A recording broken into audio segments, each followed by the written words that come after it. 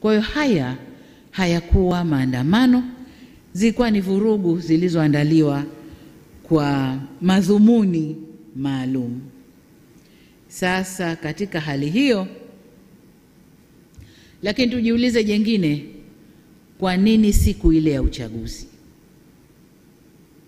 Katika hali hiyo, serikali ina wajibu, tunaapa kuilinda nchi hii na mipaka yake, kulinda usalama wa raia na mali zao.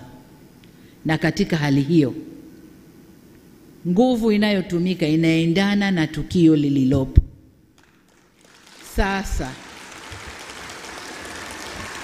tunapoambiwa kwamba tulitumia nguvu kubwa sana kwenye tukio lile, nguvu ndogo ilikuwa ni ipi?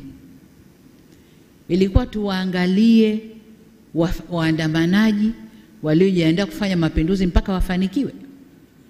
Hapo patakuwa pana dola kweli? Dola haiko hivyo, na hayapo Tanzania peke yake.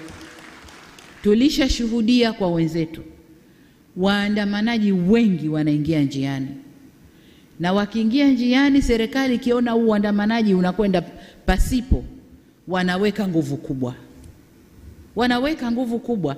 Yameshafanyika kwenye mataifa huko na tumeyaona. Sasa wanaporudi kutulaumu mlitumia nguvu kubwa, wao walitaka nini? Tujiulize, je, hao ndio wafadhili wa kile kilichofanyika?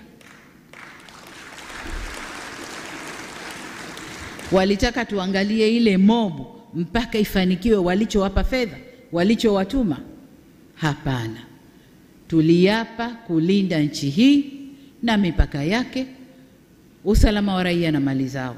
Kwa hiyo katika kufanya hivyo, kama wanavyofanya wao, na sisi tutafanya vile vile kuilinda nchi hii.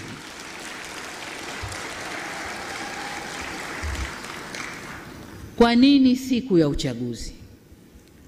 Siku ya uchaguzi kwa sababu walishajua kuna ushindi mkubwa wa Chama cha Mapinduzi. Kuna ushindi mkubwa wa Chama cha Mapinduzi.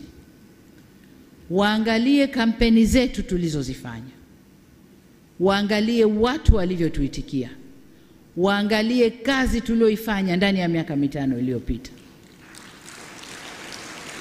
Walijua